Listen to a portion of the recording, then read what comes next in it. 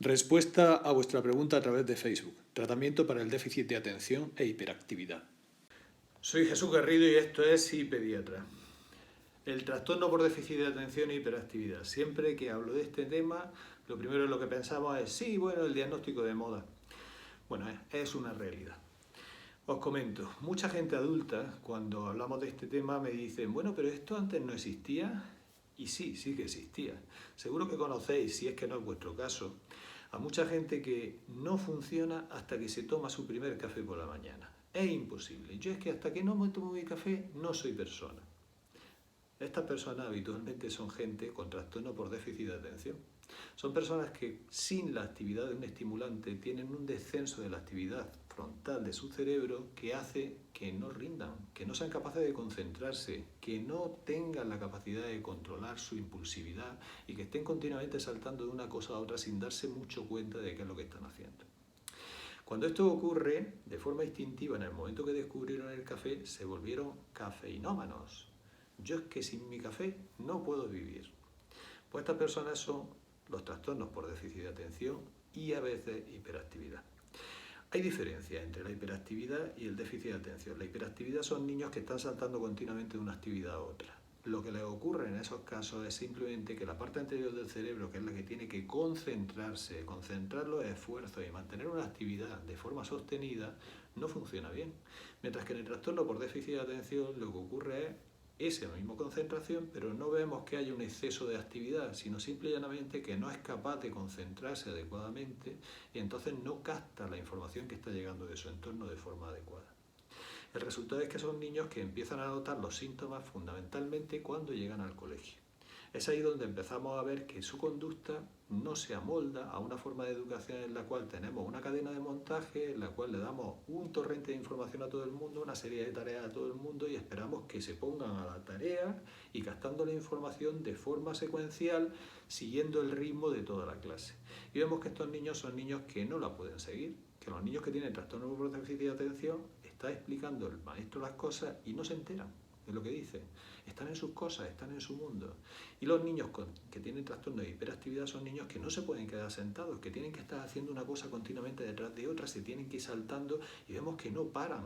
Es el típico niño trasto en la clase que lo desorganiza todo, que es el que llama la atención continuamente, es el que está haciendo sus cosas sin estar haciendo las que hacemos todos. El problema que tiene es que esto a nivel de adaptación social supone un hándicap. Supone la capacidad del niño de poder obtener objetivos está mermada y por lo tanto puede suponer una limitación en el resto de su vida. Y entonces nos preocupa. ¿Qué es lo que podemos hacer ante esto? Pues fundamentalmente primero es llegar a un diagnóstico. Y en esto sí quiero destacar, y siempre lo hago, que no todo lo que parece trastorno por déficit de atención lo es. Hay muchos niños que no se centran en lo que son las actividades escolares, no porque no tengan la capacidad de concentración, sino porque no les interesa. Es lo que yo llamo trastorno por déficit de motivación. Estos niños en realidad son capaces perfectamente de concentrarse en las actividades que sí les gustan, pero las actividades del colegio no hemos logrado que sean motivadoras para ellos. Cuando esto ocurre, la solución no va, evidentemente, por la medicación para el trastorno por déficit de atención, sino que la solución tiene que centrarse en cómo conseguimos motivar al niño para que muestre interés por una actividad que es importante para su desarrollo, que es el aprendizaje de una serie de cosas que le van a ser útiles el resto de su vida. Eso es la educación. Y luego tenemos otros niños que son los trastornos por exceso de capacidad. Es decir, muchas veces nos encontramos a niños que son niños en realidad de altas capacidades y que lo que pasa es que no rinden en el colegio porque se aburren soberanamente. Porque le estamos pidiendo que hagan una actividad de forma repetitiva que normalmente la mayoría de los niños necesitan hacer con esa pauta repetitiva para poder captarla, para poder perfeccionarla y para poder dominarla. Y estos son niños que a veces con que lo hagan una vez, dos veces, como mucho, ya la tienen dominada y pierden interés. Y entonces vemos que no son capaces de hacer las actividades que le pedimos a los demás porque simplemente han perdido por completo el interés porque no les supone un reto. Son niños de los cuales si les vamos ofreciendo alternativas, trabajos que vayan subiendo un poquito el nivel solo para ellos, son niños que sí que responden, que perfectamente son capaces de centrarse, cuando para ellos de verdad supone un reto. Pero no podemos pretender que un niño que ya sabe hacer la O, la O, la O, la O, se tire los 5 días haciendo la O, porque se aburre. simple y llanamente. Entonces tenemos que diferenciar, porque es importante, cuáles son esos niños que de verdad tienen un trastorno por déficit de atención y hiperactividad. Y en esto hay muchos tests, pero el problema de los tests es qué pasa si el niño no tiene interés en ese resultado del test. Pues pasa que puede hacerlo mal y darnos una nota baja que nos indique que puede tener trastorno por déficit de atención simplemente porque el test le importaba un pimiento. Entonces, la mejor forma de comprobar si de verdad nuestro hijo sufre o no sufre este trastorno, ¿cuál es? Ver cómo reacciona frente a los estimulantes. Y es precisamente ahí donde está la clave tanto del diagnóstico como del tratamiento. Los niños que tienen trastorno por déficit de atención e hiperactividad lo que tienen es, como os decía antes, una parte anterior del cerebro que es la que se encarga de controlar la impulsividad, la concentración, que no funciona bien, que está por debajo de su nivel, está como si estuviera adormecida. ¿Qué es lo que pasa cuando nosotros a estos niños les damos un estimulante? Pues que el resultado es el contrario del que cabría esperar. En un niño nervioso, si nosotros le damos un estimulante, lo que podríamos pensar es que se va a poner como una moto. Pero sin embargo, estos niños, cuando se les da el estimulante, en lugar de hacer eso, se tranquilizan, se concentran, dejan de ser tan impulsivos y empiezan a bloquear ciertas ideas que les pasan por la cabeza, siendo capaces de concentrarse en aquello que están haciendo, siendo capaces de prestar atención a la información que están recibiendo del entorno. Porque hemos despertado la parte anterior del cerebro que le capacita para hacerlo y estaba adormecida. ¿Qué prueba se podría hacer para comprobar que esto es así?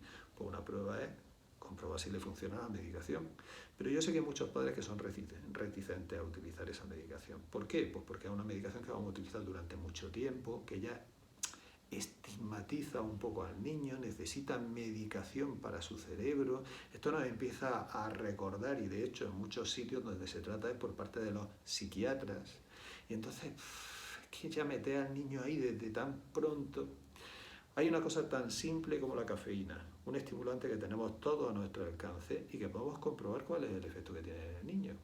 Si tú a tu hijo este fin de semana, por la mañana, en lugar de darle un vasito de leche, le das un café con leche, si no le gustara el café solo podrías probar añadirle un poquito de cacao. Si el resultado es que cuando se lo das notas una clara diferencia y este hijo tuyo que es un poco trasto y un poco despistado empieza a estar más centrado y empieza a ser menos impulsivo, ¿qué significa? Significa que efectivamente tu hijo sufre trastorno por déficit de atención o hiperactividad y que los estimulantes le pueden ayudar. En algunos casos es tal la diferencia que se produce con la cafeína que ese es el tratamiento. ¿Qué pasa si le das a tu hijo todas las mañanas un café con leche? Pues que posiblemente mejore su rendimiento escolar. ¿Qué es lo que pasa cuando vemos que sí, que mejora, pero que no acaba de estar bien? Pues que evidentemente tenemos cosas más potentes que el café, más depuradas que el café y hoy en día mucho más orientadas a cada uno de los aspectos que fallan en el tema del trastorno de déficit de atención e hiperactividad. De forma que hay hoy en día medicamentos que controlan especialmente el déficit de actividad, otros medicamentos que nos pueden ayudar sobre todo con el tema de la impulsividad en niños que están haciendo muchas burradas una detrás de otra, muchas barbaridades, que a lo mejor tienen problemas en el colegio por ser agresivos, por estar continuamente distorsionando el ritmo de la clase, porque son el payasete de la clase. En estos niños hay medicación que también es adecuada. ¿Qué es lo que recomiendo cuando vemos que efectivamente con el café mejora, pero no hasta el punto de que podamos considerar que nuestro hijo ya no supone para eso un problema? No tiene un hándicap por culpa del trastorno por déficit de atención. Pues que evidentemente tenemos especialistas que son los neurólogos infantiles, algunos de los cuales están muy especializados en el tema del trastorno por déficit de atención e hiperactividad y manejan perfectamente esta gama de tratamientos cada vez más amplia, en la cual podemos afinar mucho para lograr cuál es el que mejor puede ayudar a tu hijo para que tenga una vida normal. Una cosita más. No quiero dejar pasar este tema del trastorno por déficit de atención e hiperactividad sin mencionar una clave fundamental: la alimentación. ¿Sabéis lo que ocurre cuando vuestro hijo toma muchos alimentos ricos en azúcar? El resultado es el siguiente. Empezamos a desarrollar una adicción al azúcar en la cual cada vez que nuestro nivel de azúcar baja por debajo de cierto límite, empezamos a notar ansiedad. Tenemos hambre y nuestro instinto nos dice que lo que necesito es azúcar, sea como sea. Entonces estoy irritable, nervioso, hasta que consigo algo muy rico en azúcar, de absorción rápida, que hace que me pegue un subidón de azúcar. Sube tanto que llega a otro nivel en el que mi cuerpo dice, no hemos pasado, tenemos que quitar este azúcar de en medio. Bombazo de insulina y baja. Pero ¿cómo me sentía aquí, en ese nivel en el que ha subido? Pues me siento eufórico, me siento como una moto, no hay quien me pare. Al poco rato el efecto de la insulina hace que baje. Ese azúcar se almacena en forma de grasa, lo cual va a generar problemas como un colesterol alto, va a tener tendencia a la obesidad y estar bombardeando continuamente con insulina va a hacer que poco a poco llegue un momento en el que nos volvamos resistentes a esa insulina y aparezca la diabetes tipo 2. Pero en el aspecto en el que estamos hablando, en el tema de la hiperactividad y el déficit de atención, lo que hace es que tu hijo esté en una montaña rusa. Está continuamente entre la irritabilidad de la hipoglucemia y la excitabilidad del exceso de azúcar. Vuelve enseguida la irritabilidad, vuelve enseguida la excitabilidad, vuelve enseguida. Es una auténtica montaña rusa. Es lo último que le conviene a un niño que tiene este tipo de trastornos.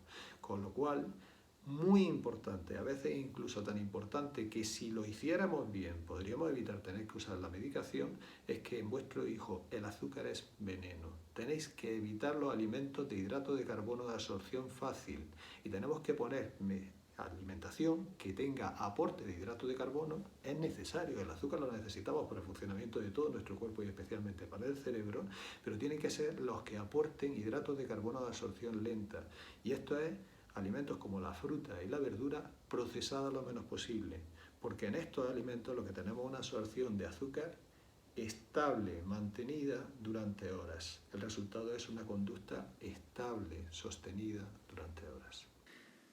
Y como siempre, si te ha gustado el vídeo, puedes hacerme un pequeño tributo, puedes darme un like, suscríbete si quieres recibir otros vídeos, sobre todo para que no se te olvide y para que te los notifiquen, activa la campana y hazle un favor a aquellas personas a las que crees que pueden ayudarle a estos vídeos, compártelo con ellas y hazme un favor a mí, comenta estos vídeos, aporta tu idea, aporta tu experiencia, ayúdanos a todos para crecer como una comunidad.